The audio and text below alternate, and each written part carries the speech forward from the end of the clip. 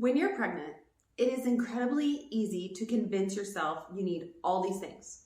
Companies are doing it, of course, as well via their marketing. So when you're pregnant, you're anticipating all these problems, and like even just basic things are just marketed as this horrible thing you have to overcome. And how do you overcome it? With more products. You're going to realize that half of the must-haves are in fact not must-haves. Let's go ahead and get into some products that are being sold to you, but once you have a baby, you realize maybe I didn't actually need that item, or I didn't reach for it. These items seem smart up front, but aren't necessarily worth it. So the first item is pacifier wipes. All right, so they make boogie wipes, they make wipes for diaper changes. Now there's pacifier wipes. Your diaper bag is gonna weigh 50 pounds if you get all the products. So it's picking and choosing. For me, I would absolutely skip pacifier wipes. What I would do, if the passy falls on the floor, switch to the next passy. I would run it under some water in the bathroom. I would, if you're really desperate, put it in your mouth, then put it in there, call it a day. It's completely up to you and how you feel on germs, but I would not get pacifier wipes. I would just use a regular wipe. Other option, instead of buying these pacifier wipes, buy pacifier clips. Clip it onto your baby whenever you're out in public. At home, okay, it falls on the floor, no big deal at home. At a restaurant, I didn't like to give my kids a pacifier without it being clipped onto them. Maybe you don't love the clips. I don't see the problem. Get 2 or 3, it's not a big deal. For us, our system often was like at home, the pacifier was free, and we'd keep one in their car seat with the, I call it a leash, but with the pacifier clip on it. You can clip it to their bib, you can clip it to their shirt, you can even clip it to your shirt. Whatever makes the most sense for you. Skip pacifier wipes. The next one is what I consider a gag gift, but some people seriously think you need them. The PPTP for boys, putting this little thing. Some are reusable, some are disposable. It seems like a huge waste to me. I'm not gonna harp on that one. Just seems silly. Then the breast milk pitcher. So for breastfeeding, I think there's a lot of fear mongering where it's like, oh, it's gonna be so hard, and they try to shoot a lot of products at you. The pitcher, not really a fear-based one, but like just one more thing. You can spend like $300 in breastfeeding supplies. So the breast milk pitcher, it's when you pump milk, you would pour it in this pitcher, and then eventually you pour it into bottles. Now, breast milk can only stay in the fridge for so long, so whatever you put in that pitcher pretty quickly has to come back out, unless you're gonna freeze it. Okay. Now, could any regular pitcher you already own work? Yes.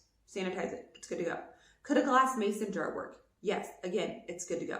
Also, I think more milk than you realize is gonna go straight into a freezer bag and into the freezer. Therefore, the breast milk pitcher is a skip for me, and it seems smart, but it's just so unnecessary. The next item is the wipe warmer. Why does this item even exist? It's gonna dry them out. It's one more thing in your mental load of like, okay, I need to restock the wipe warmer.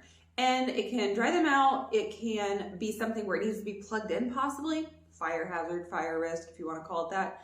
And if it's plugged in, is it like constantly warming them? I don't really love that, okay?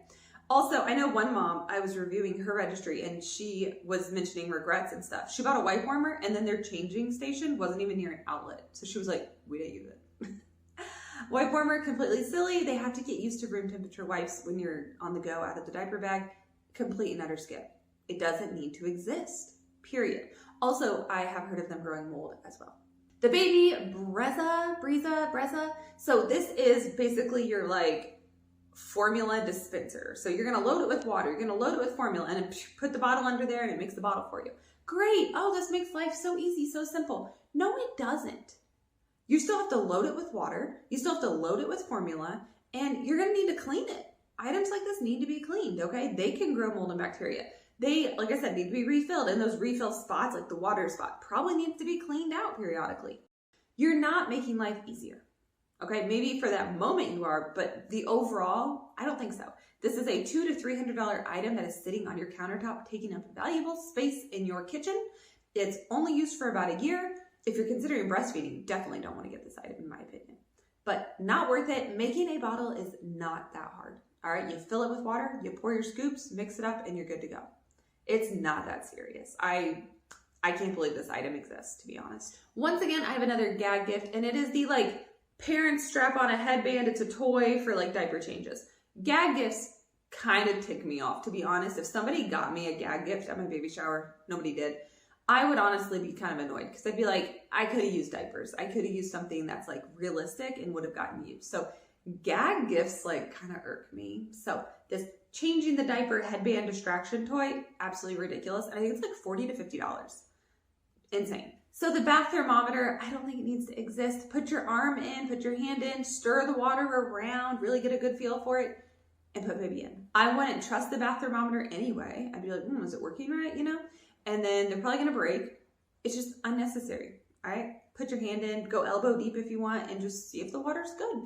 Baby food makers do not need to exist. So you have a blender, you have a food processor, you have all sorts of things that already can blend up food. There's also just boiling the food, whatever it is. Say it's sweet potatoes. You know, you peel them, cut them up, boil them. You're going to strain them. You can just use a hand like masher, like a potato masher. You could also just use a hand mixer, like the mixer.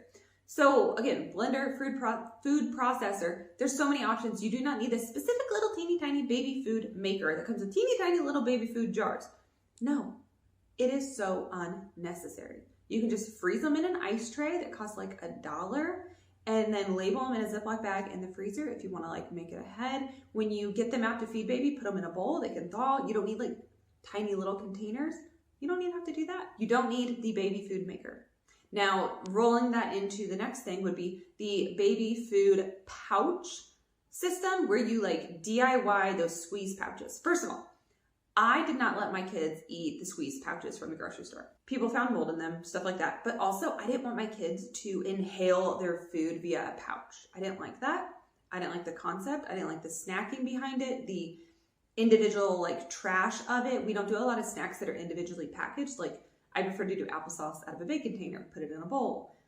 Try to avoid those single-use like plastics and materials like that. So I didn't like the squeeze pouches for principal reasons. For nutrition, like as far as like eating habits, I know they have fruit in them, but like eating habits wise, and I just didn't like the concept. So yes, you could create your own and you know what's going in them and you know there's no mold in them, but that seems like a lot of work when you could just feed them with a spoon in a bowl. I think the spoon in the bowl works just fine. I think it creates a better sitting down while you're eating and seeing how much food you're eating versus just slurping it down. So for me, absolute skip. And then that takes me into the next one, which is a container, a hard plastic container that you put the squeeze pouch in so they don't squirt it everywhere. This is ridiculous. It's an item to own and one more thing to wash and put away in the cabinet and just, kind of makes me mad that it even exists. So if you can't tell, I'm passionate about the baby food making industry and how much like crap they're throwing at you. All right, like I said, make the food, freeze it in an ice tray, and then just feed it to them with a bowl and a spoon. It is not that complicated, not that serious.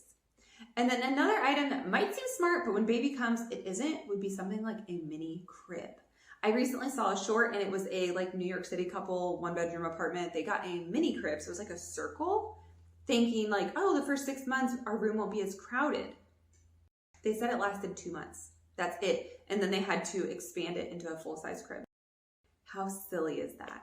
And it was expensive and yada, yada. But I think bassinets are an option. Cribs are an option. Why would you need a mini crib?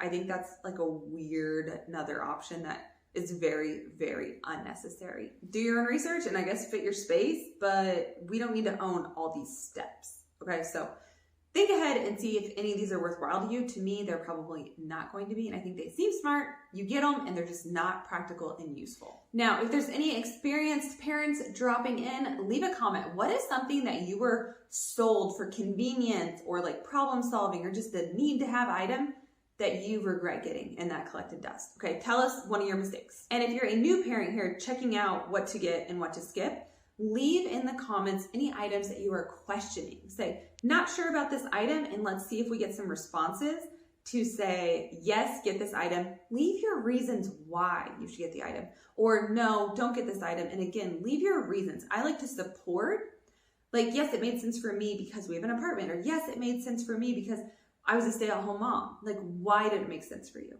Because there are a lot of great items out there, but they only fit certain lifestyles, and that's okay. And if you're in the process of building your baby registry, adding things you're not sure about, removing things that maybe you might end up needing, I do baby registry reviews. The link to that will be down in the description if you are interested in learning more.